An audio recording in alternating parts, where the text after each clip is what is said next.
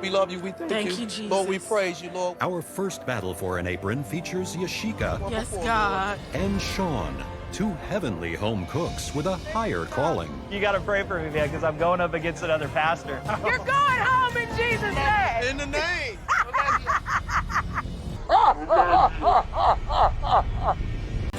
I love my white coat. I wear it every day into the office. But I'm here to trade that white coat in for a white apron. Providing some down-home competition is 48-year-old stay-at-home mom, Reba. Probably might be sophisticated, but they ain't nothing like country cooking. Country girls are the best. Country girls are the best. Hey. Growing up in a small town in Texas, we grew up poor. So if you wanted chicken, you go out to the yard, you kill it. Remember y'all went hunting, y'all didn't bring anything back, we didn't eat. That's it. You go hunt your food, you bring it home, you cook it up. Squirrel, bullfrogs, food's food. You get hungry enough, you'll kill it and eat it. Well, y'all need to dig in. I ain't gonna serve you. Yeah, we're country. I'm in the business of making smiles, right? So hopefully this dish will be putting a smile on all you guys' faces. Reba, Yes, sir. tell us about the duck dish. The sauce is a wild mushroom, red wine reduction, Brussels sprouts, candy pecan on top of it, and we're gonna throw you down some taters on there. Some what, sorry? Some taters. What are they? Potatoes. Oh, potatoes. We call them taters. Next up, Christine, please, let's go.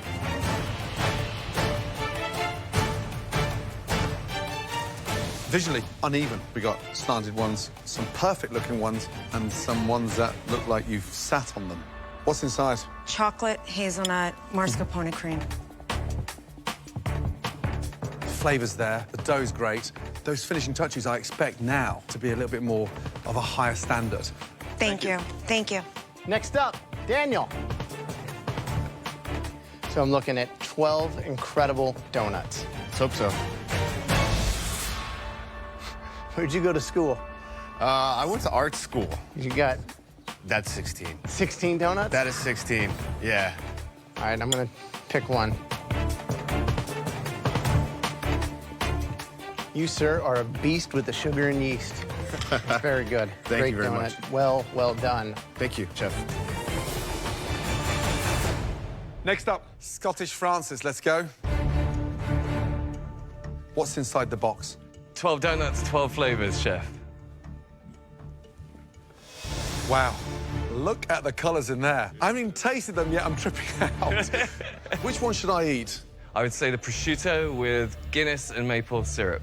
Bloody amazing. It almost looks like a bagel with those toppings. Why prosciutto on a donut? I think the salt was a great contrast to the stout and the maple syrup.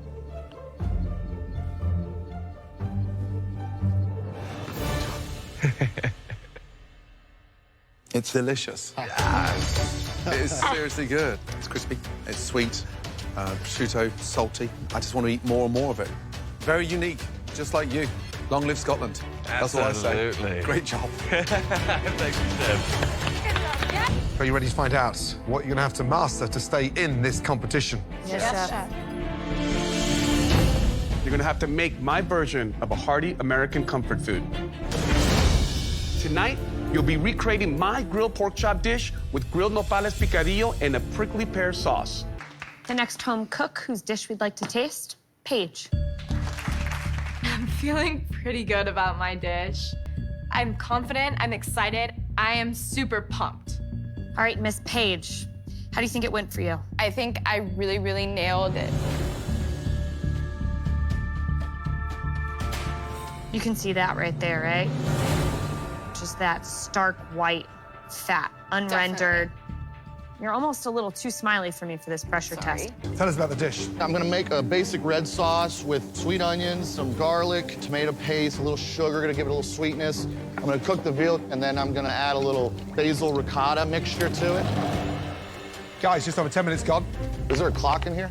Yep, just in front of you. The giant one. I am also a musician. I'm doing something very similar to what I do when I'm making music. I'm taking something raw, I'm adding my own spices and some heat, and I'm bringing back something that's delicious. Once you guys try it, you'll agree. Great. Dan, you're gonna drop a beat for us? After I take that apron down, I will. Brian, describe the dish, please. This is the filet O'Brien. Pan-seared filet mignon steak, Brussels sprouts with a little garlic. Stop. Filet O'Brien. My name is Brian O'Brien. So You've named it after yourself. I named it after myself. This is my signature dish. So you've catapulted yourself with the great cooks of the world. Absolutely. Julia Child, August Escoffier. This is me on a plate. What separates you from the competition tonight? My intelligence, my knowledge of food, and my passion. Sit more. All mine. I got it. The thing with Prakash, he's about to whip his potatoes in a blender. And that has all the potential of making cement. Yes. Yeah, no. Don't touch Sorry, it. gas. Michael, the idea was flambeing the steak, not the stove. Our final battle features Newton, a ranch owner from the Lone Star State who hopes to trample the competition with his big Texas flavors. I hope they get me a big old steak. I'm a meat and potato guy. Enjoy. I have a passion for food. You're going to savor it, has spice, it's going to have some nuances to it that you don't expect. I don't know if you saw my competitor over there, but he makes me a little nervous. You're dead. Dead to me. I'm a native-born Texas rancher. I raise beef. These are first-time heifers and roping steers out here. It's nonstop, so you know you're busier than a one-legged man in an ass-kicking contest. There's not anything they could throw at you that you can't handle. Newton and tongue. Now, a real master chef needs to know how to chop, how to cut, how to butcher. And also needs to know how to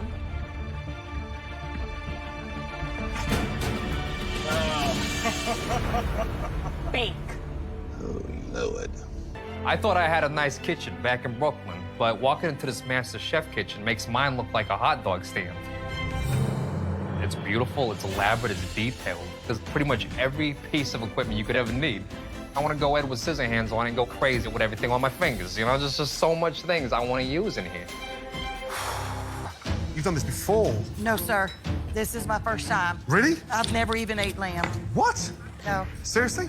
So what's the go-to meat that you hunt? Deer, squirrel, rabbit. Squirrel. You don't eat squirrel, do you? Yeah. What part of the squirrel is the best bit for you, then? I like the squirrel legs. Squirrel legs? My uncle likes to suck the brains. He sucks the Throw the brains. head in there and just suck the brains out of it. It's just juicy and succulent. And it's delicious. Jennifer, describe your performance, because you look like you were struggling. I was struggling a little bit, but I feel like that I paid a lot of attention and I tried my best. So let's cut straight to the chase. Those bones look terrible. There's still meat on the bone. They're caked in sinew, and you haven't focused on cleaning any of those bones. Yes, sir. That does not look like the Rolls Royce of lamb. That looks like a dog chew. You are definitely not heading up on the balcony. Understand.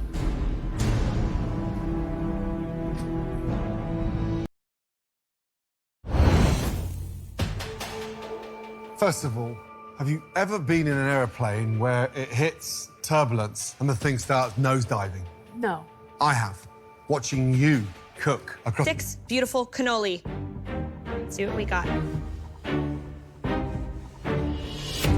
How's your math? I failed to put 6 in the box, chef. They look terrible. All right, so let's see.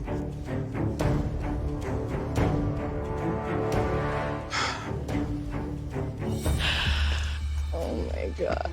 Is this the end of your time here, Chef? I don't think so. Let's talk about the obvious. There's 5, and the challenge was for 6. And I'm looking down this row of cannolis, and I'm just thinking, Adam, he's in trouble. Brian, I mean, he has the same problem with math. For this advantage is to just give my toughest competitors the basket that I think is going to trip them up. I would definitely go sweet. You're gonna get the savory. Ebony, what basket speaks to you more? Savory. If looks could kill, I'd be dead. you'd be dead right now. Yeah, for sure. Thank God you don't live in Chicago. Wait, I do live in Chicago. And I'm gonna give you savory. Thank you, Kate. The barley's just not coming together, you see. We gotta scratch it. All right, so let's go with the puree. Let's go, let's go, let's go. I hope that sea bass is good, because you ain't got a lot of stuff happening on that plate. This plate is barren. It's white with a white fish, with a white puree, and a squash blossom. Even though I prefer rib cap, I was a little taken back and turned off by how rare it was. Are these ready? Yeah, they got to rest a few minutes, but... Well, I need to serve some. You can't, they're gonna bleed out. They didn't rest yet. They're gonna bleed out, but they need it. The red team's rib cap was horribly undercooked. It was just too red, bloody, too much for me. What is all this in here? We're serving just the center slices. The center slices? Are you telling me this is all? We just wanted to have a nicer presentation, so we choose the uniform cuts that are in the middle. You're only serving the middle, the most expensive meat in the country. It's a question about portion size, so... But if you get 2 portions out of one, that's fine. Understood. But Okay. you can't just trash that. It's not a chuck steak. I understand. Look at that fat there. What's That's that? not rendered out. That's raw. But if it's that raw on the ends, what's the middle like? It's going to be completely undone. Oh, come on, Jason. Who sliced it? I did. No. So what do you do when you slice the first slice and it's raw? What do you do? Send it back. That's it. I am completely embarrassed because if we're sending out raw steak, we're screwed. Me. The meat is under. Yes, okay? we are working on it. We're fixing it now. Kate and Ebony, Yes, these are Chef. strong sear. These are blast in the oven. They need to rest. Okay. We told them they take them too quick before they can rest. You've got to talk to Ebony. Okay, Chef. And that's your prized possession now. No one touches that. Don't touch my meat. We are halfway, guys. 30 minutes gone, 30 minutes remaining. All right, get in there. I'll head in here. Adam, tell me about the dish. The dish is Japanese fried chicken with a miso parsnip, potato puree. Miso confused. Deep fried chicken, elevated, miso confused, miso ready to go home. I knew in my gut that fried chicken was not the way to go. And now that this isn't panning out, I am kicking myself. I just don't see much going on. There's only 15 minutes left. If we can't elevate this dish, Adam and I are going head to head for elimination. I said elevated. That is not elevated. Thank you, Chef. Thank you, Chef. We just don't have a lot of time here, so let's just go with what we've got, sell it. What did you make for us tonight? We made a Japanese fried chicken with miso, potato puree, and a sake slaw. Did you guys taste all the elements together? Not all of them together. Wrong answer. So you're gonna combine something that you haven't tasted together yet. How'd you make it this far?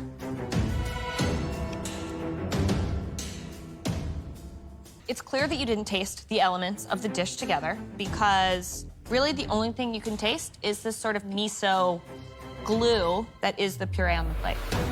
The chicken is just kind of nothing for me. And to be honest, I'm thinking, okay, so in 60 minutes, Adam made fried chicken nuggets. And in 60 minutes, Caitlin made a potato puree, fried some Brussels sprouts, and made slaw. That's embarrassing. Yeah. I think we're okay. Wow. This, Japanese, it's a chicken nugget. Come on. I'm more Japanese than this. And then the pomegranates, it's like you guys couldn't stop yourselves. I mean, I swear to God, I see what you've both done in this competition, and you've had moments of brilliance. But tonight, you just accepted and look at the result. A soggy, disgusting nugget sat on a bed of unwanted slaw over a gummy puree that I'd give my granddad to paste his house, put new wallpaper, not to eat. Disgusting. Taste your food. Jeff and Caitlin, please make your way down here. Got it. I took a leading role with this entire tag team challenge because Caitlin didn't bring a lot to the table.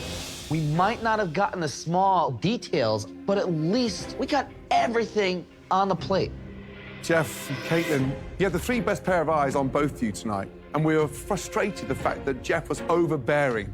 And you, Caitlin, you weren't in this game tonight, and it's controlled all by Jeff. I felt like Jeff was talking me through things that were 4 or 5 steps down the road, and that just made it harder for me to focus on the task at hand. How would you rate this platter out of 10? 3 or a 4. I beg to differ. I would have actually gone a little bit higher. I would have gone a 7 because everything is there. Because everything's there, it doesn't mean that this is on a 7. Come on, guys. I am not going to accept that. Nowhere near it. Now, let's go to the churros. 7 is not. Let's get that right. Who put them in the fryer? I did, Chef. If I stick all 4 together, I may get 1 decent churro. Who shredded the lamb? I did, Chef. It's like the lowest form of dog food. It's just chunks. I was working as fast as I can to shred it with 2 forks and... Yeah, shocking. Who cooked the chicken? I did. And how long was that cooked for? 5 minutes into the fryer. My grand's flip-flops have more texture. Ceviche, who did that? I did.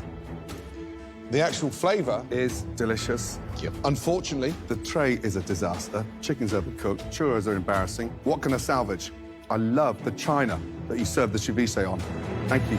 She's not gonna admit her mistakes I because don't have she a cooks problem so admitting great. my that- mistake. I mean, think it's we did honest. this Tell all the truth. together. I'm What's on telling the the plate? truth. I think we did it together. And I don't think that I didn't do my part. I did my part. Honestly, I'd never seen 2 individuals so distant from each other. There was no synergy, no harmony, but more importantly, you ignored each other. It was like 2 individuals that wouldn't set their egos aside to get each other over the line. And then this. Look at that. I don't know what to say. And what is this? No chips and What- salsa. Is it a magic trick? Shake the bag upside down. I'm sure there's gonna be a white rabbit. And what is that? I mean, seriously, I've seen more appetizing diapers. I'm sure. Would you just do me a little favor? Say a prayer before I tuck into the because I have to taste this now.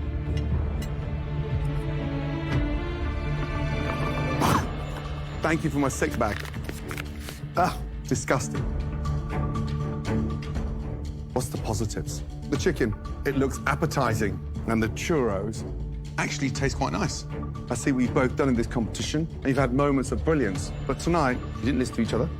And I think Jason has just hit a direct hit with both of you with 1 foot out the door. Good work, Jason.